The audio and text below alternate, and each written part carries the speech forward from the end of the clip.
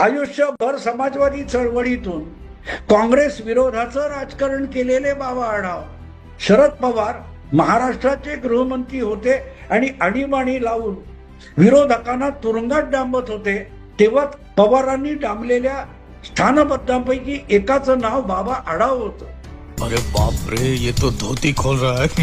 ती सगळी लोकशाही आणि संविधान धाब्यावर बसवून इंदिराजींनी आणीबाणी लागू केली आणि त्याचं महाराष्ट्रातलं आणि पुण्यातलं अंमलबजावणी शरद पवारांनी केली होती.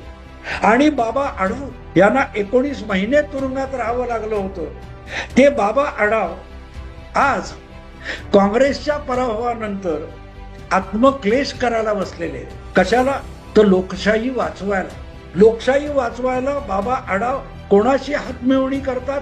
ज्यांनी लोकशाहीचा गळा घोटण्याची अंमलबजावणी केली होती, असे 1975